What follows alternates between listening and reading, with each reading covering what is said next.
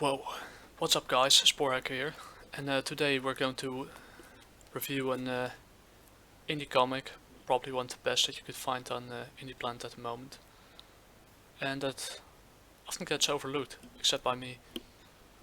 It's about William The Soulless, issue 0 by Dial Studios, and yeah, let's get into it.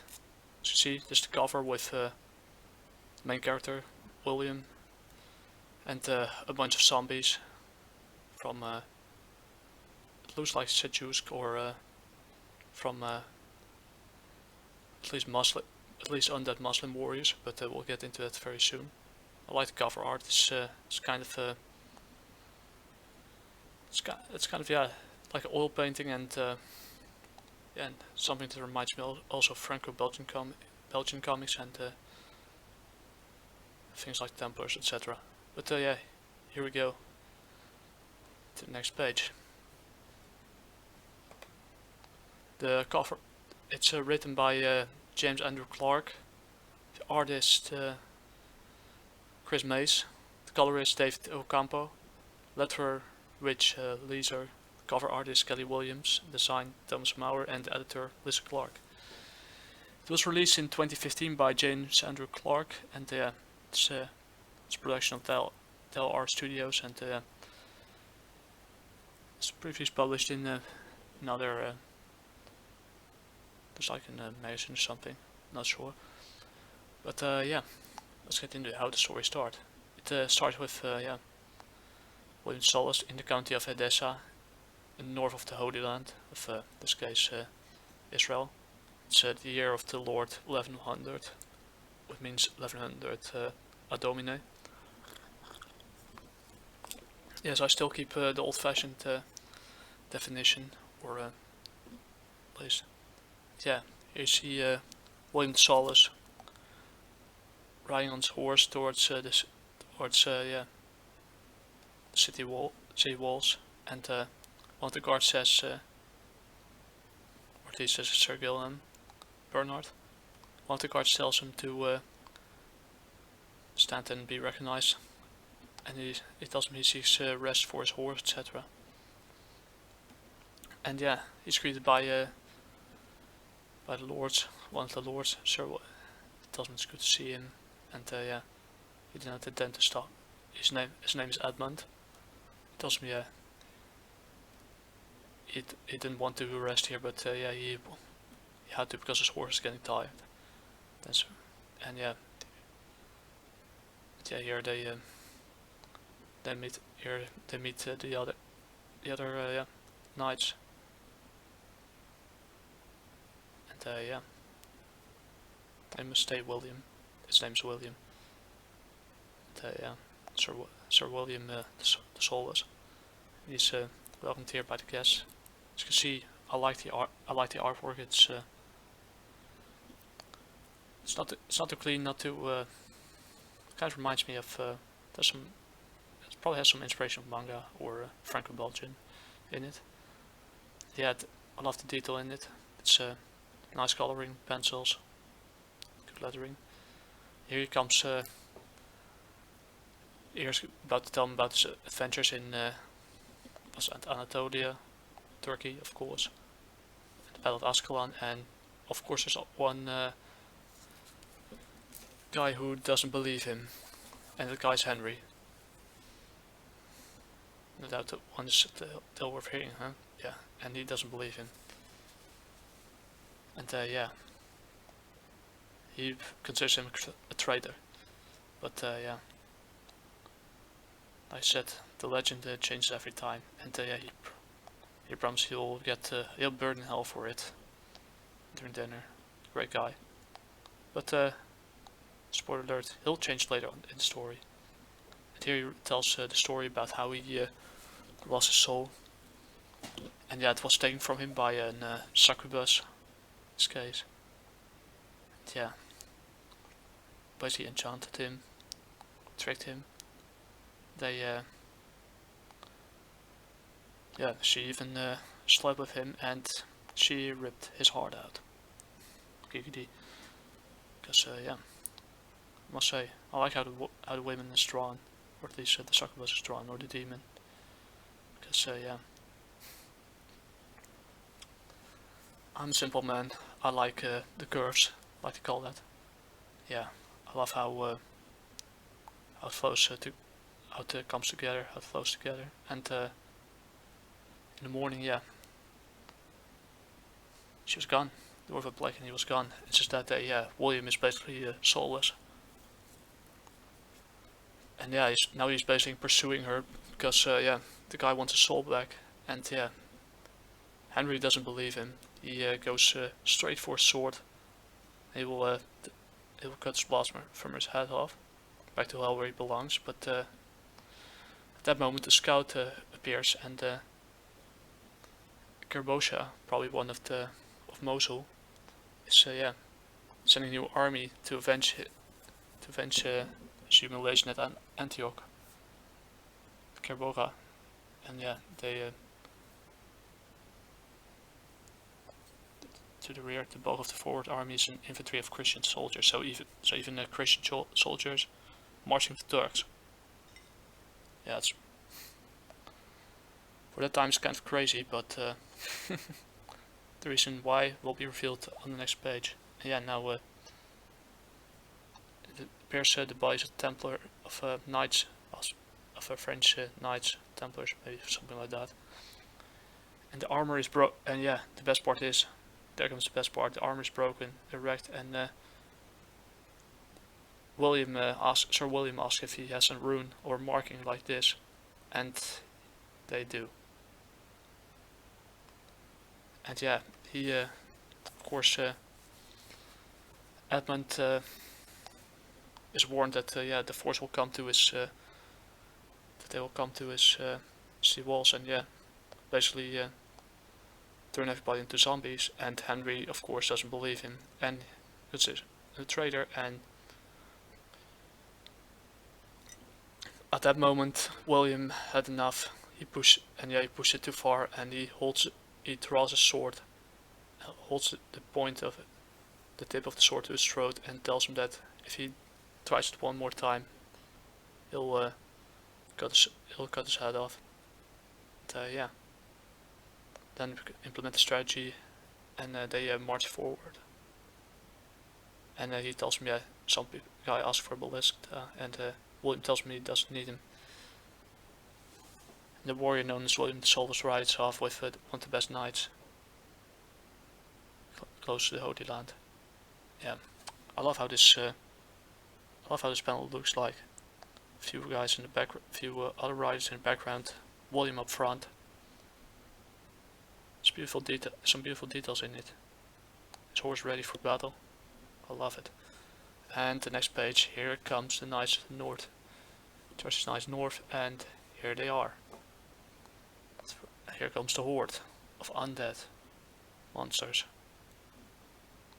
As you might see, as you might have noticed, it's a supernatural story set in during the times of the Crusades, 1100. So yeah, at that point, Henry starts to believe it and tells him, "What the hell is this?" And Henry de Champ and his brothers in arms finally believe the words of William The Soulless. And the undeaf, the knights are even climb up the walls. And yeah, they use Greek fire to burn him away, and they slash through. They hack and slash through the armies of the undeaf, but the undeaf are tough to kill. Always go for the head. At least that guy on the second panel on the left has the right idea. And of course Henry fights as well, but yeah. If you know zombies, if you know zombie movies, they only have one thing in mind, in the rotten mind, and it's called brains. And they'll stop at nothing to eat them. Yeah, as the men of the city struggle, William The Soulless guides his men to attack the Turkish troops from the rear, and they did not expect this. And William The Soulless still remembers his battle cry and says, "Christ and the cross." Great. And he cuts one of the Muslim troops or Turkish troops' head off. It's beautiful. Or the French nobility vengeance instant displayed. They're not. I think they're not. There's some friendship between them as well. Both French knights and Muslims fighting together. But the French knights are the flesh is rotten, the brain as well. And William hacks through all of them like a knife through butter, no pun intended. And he doesn't let him space. I like how this goes. He cuts a head in two. He stabs a guy in the throat. Cuts another one in half. Kills another guy. He cuts the legs from his horse. The horse of course dies. And William, avenges his horse immediately. Almost immediately. Great artwork. And then he slices apart and then he sees the succubus. Or the female demon that the puppet master released from the undead. And she comes in to claim his soul once and for all, but William is not doesn't let his guard down and basically cuts her in two. It's a beautiful thing to watch. Bloodshed, has been cut off. Sword fights. Some horse riding. Great. And at the moment the succubus is dead. The walls are turned vessel, or at least the undead turned into dust. And they found they won the first fight. And the Turks they retreat, and the cry of victory rises from the city walls as they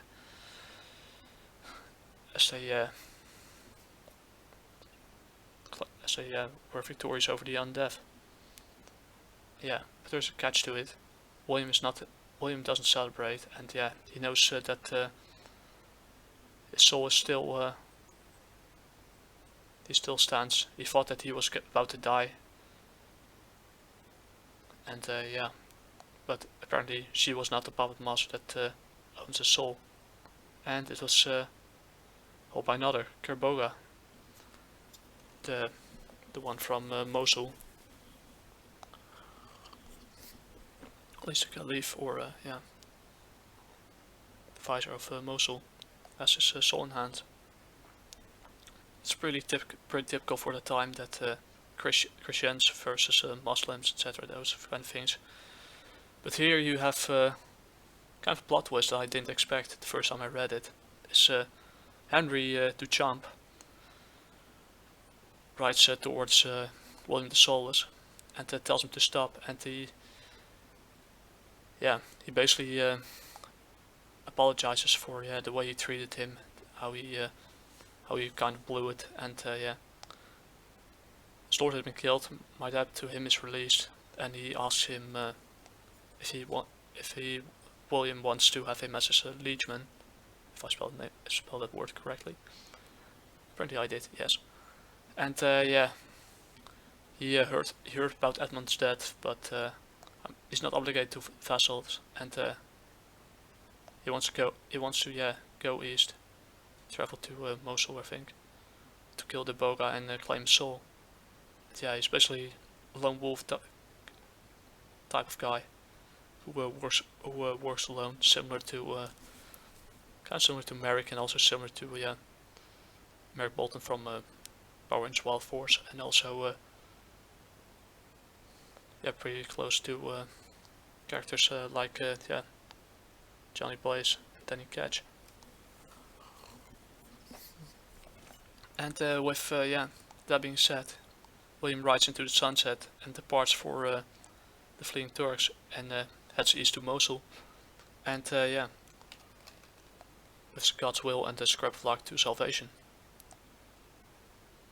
And that's how the story ends. I'll say the art itself, it's yeah, and here's the place where you can buy it. And I'll show the link down in the video as well. But yeah, I must say, for a 20 plus minus 20 page issue, it is really well written. And yeah, it also came out during a time that yeah, 2015, 2016. It was kind of when the rot at DC and Marvel kind of started to yeah, become more visible to the eyes. I actually saw it way earlier in 2010, and yeah, from 2010 2011 when the New 52 kicked in, that wasn't perfect, but it had some good stories, like things like Green Lantern, Aquaman. But yeah, love things, love characters. I got back to Earth 2, where they turned yeah, basically tried to tokenize certain members of the JSA that I wasn't a fan of. But yeah, it was a strange time. But yeah, during this time, this jewel, let me go back to the first. Whoop. Then it needs to charge again. My apologies in advance. And yeah, but yeah, it was released during a time that yeah, the former Big Two went into decline. But yeah, this is actually a really good issue. It's one of the best issues you can find, a hidden gem on Indyplanet. Yeah, Indyplanet is kind of hit or miss. I bought some things in from Pointman, and yeah, this is from Pointman Comics, from Shameless. You can follow me on Twitter. And yeah, but I must say, this story has everything from yeah, a lone wolf looking for his soul he lost, from undead armies climbing up the city walls, and yeah, from yeah, rivals that suddenly realized that they were wrong. Yeah, especially Henry the Champ. He went through development in less than 24 pages, less than 2 issues, and realized his mistakes, and yeah, tells him that he's forever in his debt. He shouldn't have treated him like this, and yeah, he realized that he was wrong. It was a good revelation for him, and yeah, it also yeah, was a change of heart that I didn't expect when I first read it. So yeah, as for yeah, it has everything from knights close to the holy, from knights going to war in the Holy Land. It reflects on certain conflicts between the Muslim armies, the Seljuk, or maybe later also the Ottomans. And yeah, at least during that, yeah, it's it deals with things like not necessarily prejudice, but yeah, superstition, and yeah, that there's more than meets the eye, and yeah, also a kind of a point of yeah, forgiveness and redemption all at once. And yeah, fortunately I couldn't find other issues of this one because I really want to see where it goes. But yeah, art-wise, cover-wise, it's let me say this: it's an art-wise, it's an I like it. It's 8 out of 10, 80 out of 100. The story itself, I like how they put so much into so much things into 20 plus minus 20 pages, and yeah, the character development is yeah, pretty impressive. I want to see what happens to Henry the Champ and to William, how he if he finds a soul or not, but it's something that we never know because I haven't seen any new uploads from this since 2015, unfortunately. But yeah, it's I think yeah, Mr. Clark and James Andrew Clark and yeah, Chris Mays really nailed it on this one. It's a really good yeah, hidden gem. And yeah, for story wise, 8 out of 10. Art, 8 out of 10. Character development, yeah, also 8 out of 10. Overall, this this is a really good. I guess this issue an 80 out of 100. It's a really good intro to what could be something great, but I don't know if it's ever continued or not, because I want to find out more about this.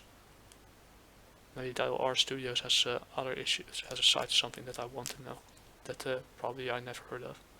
But yeah, 80 out of 100. Pick up this hidden gem. You can find it on Indyplanet. I put the link down in the description.